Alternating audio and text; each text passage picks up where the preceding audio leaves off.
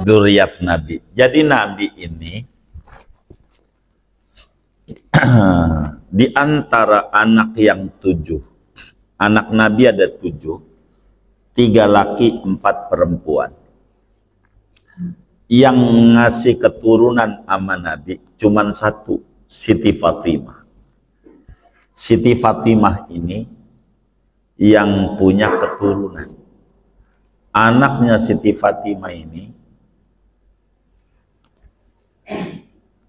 5, 3 laki 2 perempuan. 3 laki 2 perempuan. Hasan, Husain, Muhsin, Zainab, dan Ummu Kulsum. Ummu Kulsum. Muhsin tidak punya anak. Siti Zainab makamnya di Mesir. Makamnya Siti Zainab. Ummu Kulsum ini makamnya di Madinah. Ummu Kulsum. Yang punya keturunan Hasan, Husain. Sayyidina Hasan ini cucunya Nabi. Sayyidina Husain cucunya Nabi. Dari Husain anaknya banyak banget. Banyak. Cuman dibunuh-bunuhin. Emang begitu keluarga Nabi. Orang Yahudi itu pengen dihabisin biar nggak ada generasinya. Bunuh-bunuhin. Cucunya anaknya Imam Husain. Termasuk Imam Husain juga terbunuh di Karbala tanggal 10 Muharram. Mati. Yang hidup atu Ali Zainal Abidin, masih bocah. Diselamatin oleh encingnya Siti Zainab. Kata Zainab, Muawiyah, Yazid, janganlah ini bocah tentara, bocah jangan di apa-apain. Maka yang lain mati, maka anak cucu Sayyidina Husain sejagat raya ini miliaran itu dari Ali ini, Ali Zainal Abidin. Dari Ali 1 doang. Husain, Ali Zainal Abidin, makamnya di Madinah. Ali Zainal Abidin. Salatnya 1000 rakaat saban harinya, enggak kurang. Maka disebut Zainal Abidin, bintangnya tukang ibadah. Kadang disebutnya As-Sajjad, orang yang tukang sholat. Ali Zainal Abidin. Imam Hasan, kakaknya Husain, yang tua Hasan, pun juga dibunuh. Anak-anak Hasan terbunuh juga. Hasan lebih banyak.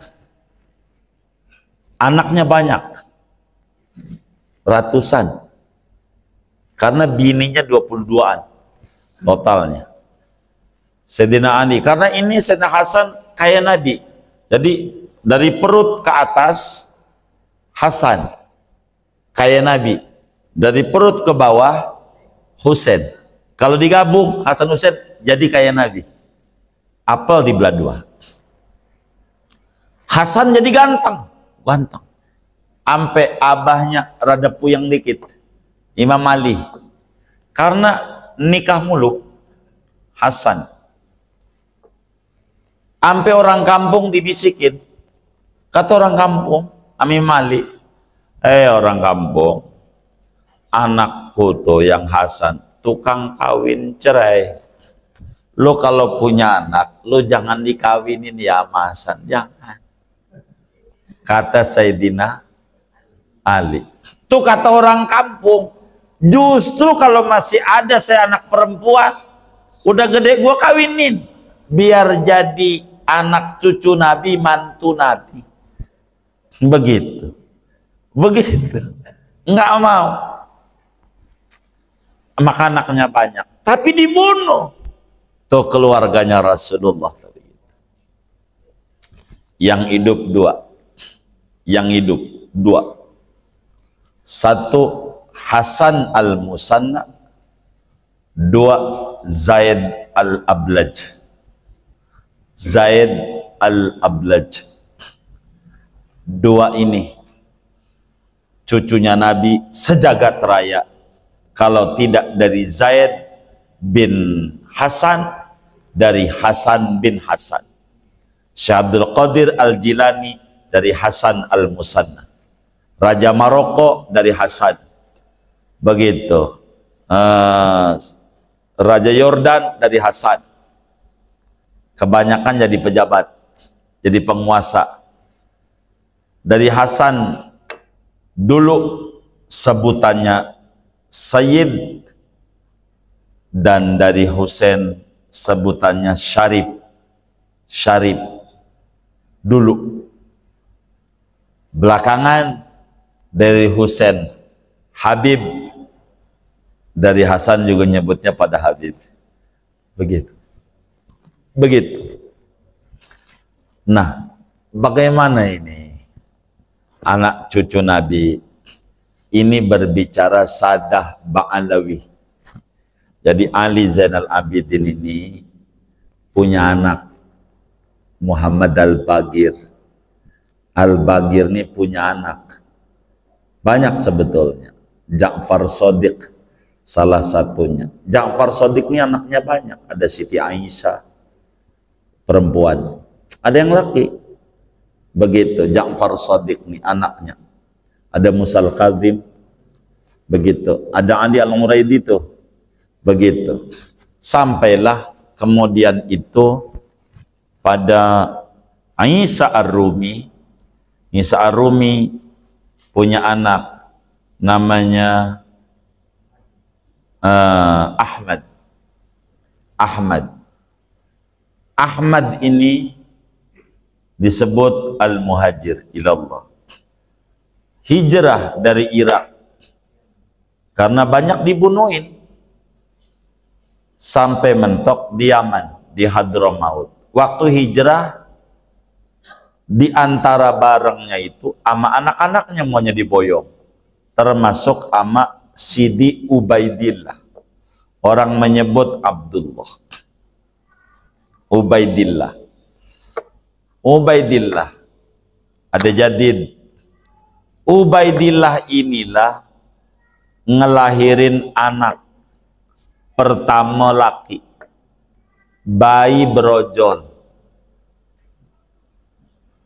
di Yaman, di Hadramaut, dikasih nama Alwi. Alwi ini adalah cucu Ahmad bin Isa yang lahir di Hadramaut. Alwi. Jadi Alwi bin Ubaidillah bin Ahmad bin Isa bin Muhammad An-Nagib, terus ke atas. Begitu. Alwi ini menjadi ailah, kabilah, anak cucunya banyak, maka disebut Ba'alwi. Anak cucunya Alwi. Ba'alawi itu anak cucunya Alawi bin Ubaidillah bin Ahmad bin Isa. Begitu. Nah, itu Habib itu adalah anak cucunya Nabi dari jalur Alwi bin Ubaidillah bin Ahmad bin Isa. Kenapa jadi ribut? Ini nampak ada yang mancing di air keruh. Ada satu buku namanya Syajaratul Mubarakah. Yang buku ini dinisbatkan kepada Imam Fakhruddin Ar-Razi, pengarang tafsir terbesar Mafatihul Ghaib, Syajaratul Mubarakah. Dinisbatkan kepada Imam Fakhruddin Ar-Razi, ulama besar mazhab Syafi'i, hebat. Namun kitab ini dicurigai oleh banyak ulama karena tidak ada data-data bahwa Fakhruddin Ar-Razi mengarang kitab itu. Dicurigai kitab ini oleh ulama, artinya mencatut nama, dicurigai. Bukan karya beliau, tapi dituliskan pengarangnya beliau. Diragukan oleh ulama. Dalam kitab ini yang menjadi rujukan saudara Imad. Begitu. Di sana tidak disebutin Ubaidillah, anak daripada Ahmad bin Isa. Enggak ada Ubaidillah. Dianggap fiktif kesimpulannya. Padahal yang namanya sejarah enggak begitu. Orang tergantung mengenal sejarah. Itu tergantung sejauh mana mengenal sejarah. Ada orang sejarahnya dia tahu i'tisam musola. Emang di zaman itu. Lalu kemudian ada masjid. Salah itu. Ya kagak. Itu waktu itu. Harusnya begitu. Andai betul itu kitab Syajaratul Mubarakah karya Imam Fakhruddin Ar-Razi, andai betul, maka pengarang tidak memberikan komentar bahwa Ubaidillah bukan anaknya daripada Ahmad bin Isa. Enggak memberi komentar juga dia anaknya. Karena orang menulis sejarah sepanjang data yang dia dapat. Bila dia nggak tahu, nggak boleh lalu nulis. Namanya tidak ilmiah. Karena dia nggak tahu. Ini saja Syajaratul Mubarakah ada anak lagi namanya Ubaidillah. Biasa, contoh ada kiai. Ada kiai punya anak 7. Kiai. 7. Ini dari bini tua. Dari bini tua 7. 3 laki, 4 perempuan. Dari bini nomor 2, 1 perempuan. Dari bini nomor 3, 2 laki perempuan. Bini nomor 4, 2 perempuan. Dalam satu buku ditulis anak kiai ini 7 doang. Karena yang nulis ini ya dia taunya itu. Lalu kemudian muncul ini anak kiai. Saya belum dapat datanya waktu nulis. Begitu. Namanya Arif. Imam Fakhruddin Ar-Razi, kalau memang Syajaratul Mubarakah itu adalah karya beliau, itu bukan berarti menafikan tidak mengakui dalam catatan itu. Cuman data yang beliau dapat ya segitu. Yang dia tahu. Ubaidillah dia nggak tahu. Andai itu karya beliau. Karena nggak tahu maka nggak bakal tulis. Begitu. Nggak tulis. Begitu. Nggak tulis. Orang nih, Ustadz Zainuri aja tahu anak saya wafat doang. Siapa itu yang bilang? Sekira wafat doang, siapa itu ya? Ada yang bilang, saya pikir satu doang. Begitu. Karena yang dia lihat itu. Begitu. Ini saudara, kayak begitu. Lalu buku ini dijadikan referensi. Begitu. Buku ini. Maka, sebuah karya tulis terjemah. Lalu kita menyimpulkan buku, maka kalau bakal dikata ilmiah, bila kita ada amanatul ilm, ada pertanggungjawaban ilmu. Apa tuh pertanggungjawaban ilmu? Menurut hasil penelitian saya, dari yang saya temukan, maka Ubaidillah menurut kitab ini bukan anak, karena tidak tercatat dalam kitab ini sebagai anak Ahmad bin Isa dalam buku Syajaratul Mubarakah. Begitu mestinya. Namun bila ada data-data yang lain, ulama yang mengata karena ini kitab ini tua dan yang nulis orang mana, begitu, ada punya data bahwa Ubaidillah ini anaknya Ahmad bin Isa, maka saya terima itu. Itu namanya ilmiah. Dalam tesis, skripsi, disertasi mesti ada kalimat penutup. Untuk apa? Sebuah pengakuan bahwa kekurangan itu sifat manusia. Begitu. Bila data ini ternyata kurang, yang saya simpulin ini ternyata salah, ada buku lain, maka ikuti buku itu. Jangan kita kata selain ini salah semuanya. Mau siapa kek? Namanya kebodohan. Menolak kebenaran nggak bisa. Biasa kiai Imam Syafi'i, saudara, perbandingan namanya pertanggungjawaban ilmu. Ini baru disebut ilmiah.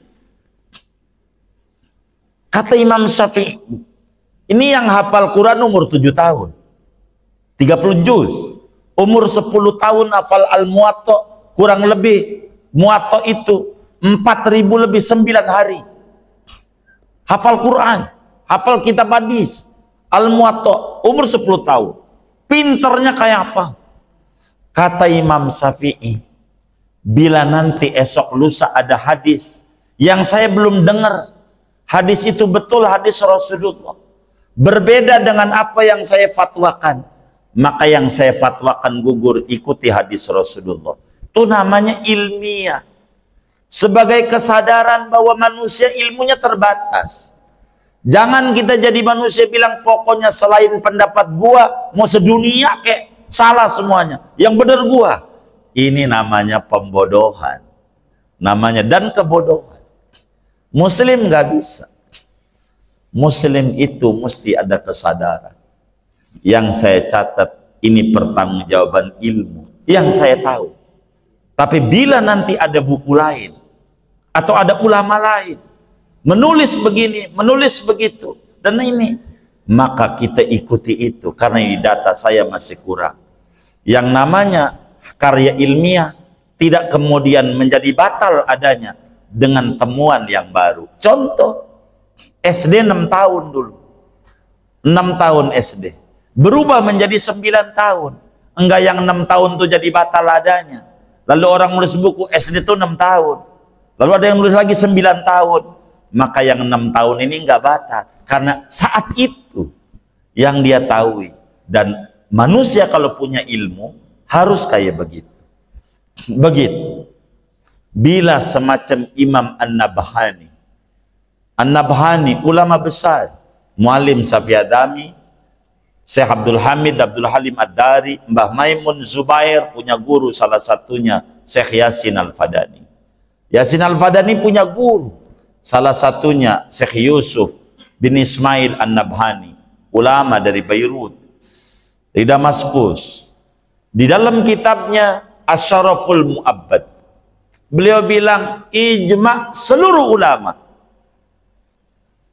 bahwa yang paling sahih daripada keturunan Nabi adalah Sadah Ba'alawi, anak keturunan Alwi bin Ubaidillah bin Ahmad bin Isa bin Muhammad An-Nagib dan seterusnya dah. Itu begitu. Itu ulama. Maka kita ini nggak usah ke situ-situ. Kita jangan. Ini bakal mengadu domba kita orang. Begitu. Mereka-mereka itu orang tulus. Menyebarkan agama. Begitu. Dan habaib itu tidak minta dihormati. Dan penghormatan itu suruhan Al-Quran dan juga Nabi. Begitu. Begitu. Jadi sehingga kita tidak usah kayak begitu-begitu rusak kita punya hubungan. Karena tujuan daripada begitu, pada akhirnya kita bakal mendidik si awam mencela itu habaib. Ujungnya ilmu agama yang dia bawa enggak dipercaya, dan itu yang dikehendaki oleh orang anti-Islam. Dan ini yang paling berbahaya. Kita diadu antara ulama dan ini. Ujungnya kita ribut. Korupsi kagak dipikirin tuh. Timah kemana, ini kemana. Kita ributin yang kayak begitu. Maka saya sering bilang, ketika ditanya begini, saya secara jujur kurang mau. Kenapa? Saya sering ditanya, ini bagaimana nasab? Saya lagi puyeng mikirin nasib. Nasib nih nggak jelas, surga peneraka saya ini nggak jelas. Nasib saya aja belum, nasib belum jelas. Udah, jangan mikirin yang sudah jelas. Ini bukan nasab turunan, itu dia lagi puyeng mikirin tikungan ke kanan apa kiri nih tikungan nih. Belum keburu mikirin turun, jadi hancur semuanya. Nanti kita bakal mencurigai ilmunya para ulama-ulama kita yang bawa kepada kita. Dan ini, tapi ala kulli hal saudara, kullu sakit lakit. Setiap buah yang jatuh ada yang mungut. Biar kata busuk, kap aqua mesti ada yang bungkus. Ada yang ngambil juga. Itu begitu. Enggak heran dalam hidup ini kayak begitu. Oleh karena itu, pesan saya kepada umat, kita jangan terbawa terombang-ambing ke sana. Ikuti daripada para salaf kita. Ikuti daripada ulama-ulama kita.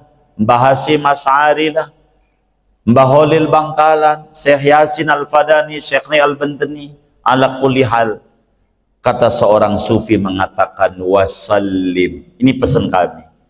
Li ahlillahi an kulli mushkilin. Ladaika ladaihim wadihun bil adillati. Ini pesan kami. Serahkan kepada ulama-ulama besar itu yang ngerti nasab. Bagi sesuatu yang rumit di pikiran kita. Rumit karena kita enggak ngerti nasab. Nasib kita aja masih kagak ngerti. Begitu. Bagi mereka jelas, meski bagi kita kurang ngerti. Udah, kita kalau mau cari nasab kita aja nih ke atasnya kemana nih? Bin Kebon, bin Pacul, bin Pengki, itu di mana kuburannya? Itu aja dulu dah. Kita mah jangan dibawa ke situ-situ. Ujungnya kita bakal diajak menghina orang. Jangan terbawa menuju ke sana. Sebab ini ujungnya bakal menjauhkan kita dari Islam. Begitu. Mereka tinggalkan kampung halaman mereka, Wali Songo itu, ke Indonesia. Mau ngapain? Demi Islam. Enggak nyari duit. Enggak. Wali-wali Songo itu anak keturunan Ba'alawi pada. Begitu. Habib-habib yang bawa ke Indonesia ini ditinggalin tanah airnya, bukan apa-apa, demi Islam. Itu emang begitu, tinggalin. Bukan untuk keuntungan pribadi, bukan. Dan ini kita dibawa, diajak menuju ke sana. Ini repot. Dan sebetulnya saya kurang mau ngomong begini. Mesti bakal terbelah lagi ke bawahnya. Saya jujur kurang mau. Dan berapa kali kita sampaikan bahwa sudah cukup itu. Sampai ya Allah. Yai Miftahul Akhyar, ulama besar di NU, sampai berkomentar panjang lebar. Pada akhirnya kena cacian juga sama awam-awam kita. Tuh kayak begitu tuh. Singkatnya saya berpesan sama saudara-saudara, kita no comment. Kita pikirin ibadah kita. Ini mimma la yadurru jahluhu. Ini bukan minaddin. Juz'un minaddin, bukan prinsip dalam beragama. Jangan sampai lebih dalam ujungnya bakal benci kepada orang. Ama non muslim aja kudu sayang, apalagi ama orang. Bahaya kita. Jangan menyakiti Rasulullah, jangan. Begitu, jangan.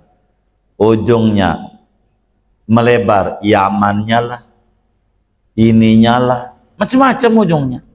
Udah pusing kita dengar. Dan saya ini pengennya nggak ditanya-tanya begini. Saya pengennya ditanya bagaimana mencintai Rasulullah. Ini begitu. Ini penting. Siapa yang menjakiti ahlul baitnya, Nabi kecewa, dan itu rugi bagi kita. Rugi bagi kita. Rugi. Maka bagi kita yang awam, pikirin dosa kita aja, nggak usah. Husnudzon, husnudzon. Kita nggak ke situ-situ. Kita nggak. Begitu.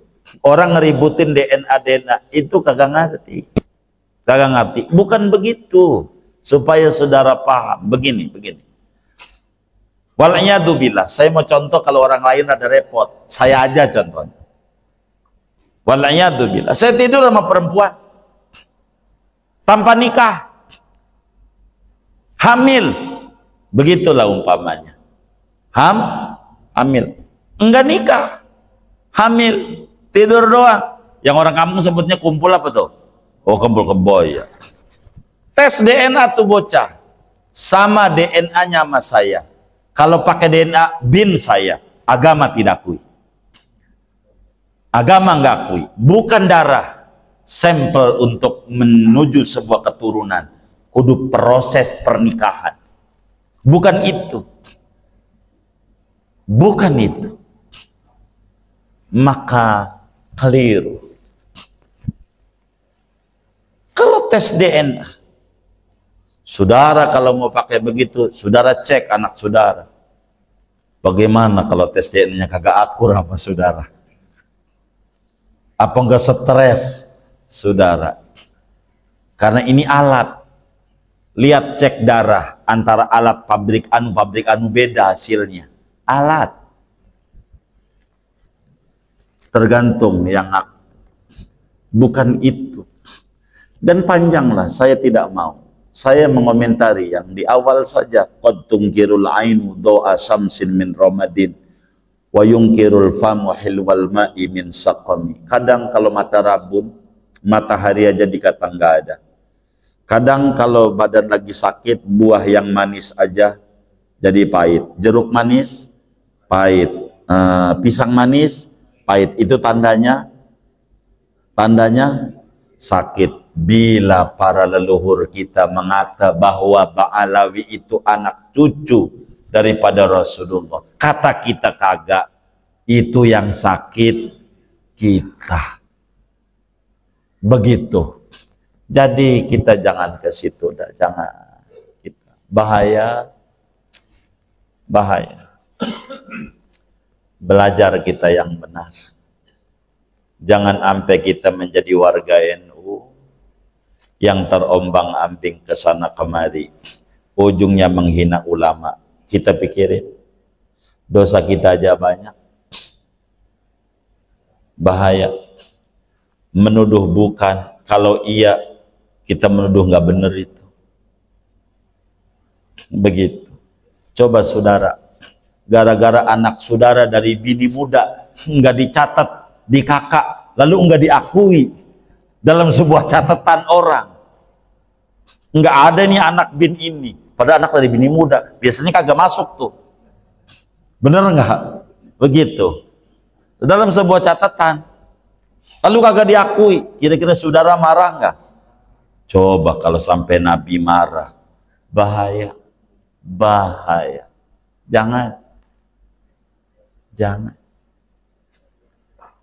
Dan ini kerugian buat kita, kerugian.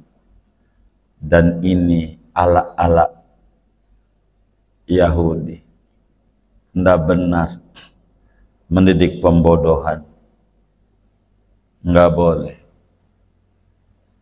Tesis disebut tesis, karya ilmiah disebut karya ilmiah bila insaf. Bila ditemukan data lain, maka data itu dipertimbangkan. Bukan selain data ini, salah semuanya. Ini namanya enggak benar. Pokoknya yang benar gue doang. Selain gue salah. Ini enggak insaf. Ulama madhab, kata Imam Syafi'i, yang benar madhabku. Yang lain mungkin salah. Imam Abu Hanifah, yang benar madhabku, yang lain mungkin salah. Mungkin. Begitu. Jadi benar madhabku, tapi mungkin aja salah. Yang lain mungkin benar. Maka saling menghormati. Antar madhab aja udah rapi. Antar madhab. Menghormati. Maka kita kalau mau dipilah lagi, pribumi dan non pribumi, ujungnya berat. Begitu. Yang kayak begitu, kita ujungnya kayak begitu, repot kita nggak mau ngomentari yang kayak begitu, suku segala macam, tidak. Dan ini nggak rapi kalau kita begitu. Maka kita jangan terbawa dengan hal-hal yang tidak masuk pada skala prioritas. Serahkan kepada ahli ilmu yang berbicara begitu. Serahkan kepada ahli ilmu. Maka bagi kita bersama, kita berdoalah, mudah-mudahan semuanya menyadari karya ilmiah itu ada revisi. Ya, moga-moga Ustaz Dimat juga merevisi, membaca buku-buku yang lain, sehingga revisi itu ada, manusiawi normal, sehingga tidak ada timbul keributan kayak begini. Mestinya pemerintah bertindak untuk meredam ini semuanya, tidak dibiarkan kayak begini, rusak pada sholat kita. Nanti kita nggak makmum sama sepulan, karena sepulan begini, nanti kita nggak berteman sama ini. Padahal Islam itu adalah agama yang paling enak mengenakan, dan sekarang lagi diobok-obok, maka kita jangan ikut memperkeruh. Tapi kita orang majelis, kita harus berkata manis, takdim sama semuanya, karena kita orang awam, sama ulama kudu hormat, dosa kita lebih banyak. Mereka andai ada dosa, mereka ngerti ilmu, cara tobatnya ngerti, diterimanya sama Allah lebih gampang. Kalau kita orang awam, ilmunya nggak ada, dah bahaya. Bahaya dan bahaya. Wis, kesimpulan akhir, wasallim li ahlillahi fi mulkin an kulli muskilin ladaika ladaihim wadil bil adillati. Selain nama mereka-mereka wali-wali Allah yang kita rumit ini, mereka jelas, dan kita cukup sandaran kita mereka saja. Ini sajalah dari apa yang saya dapat sampaikan terkait nasab ini. Mudah-mudahan ala kulli hal ke depan semuanya menjadi bagus adanya. Wassallallahu wasallam ala khairil Muhammad wa ala alihi washabbihi walhamdulillahirabbil alamin. Assalamualaikum warahmatullahi wabarakatuh.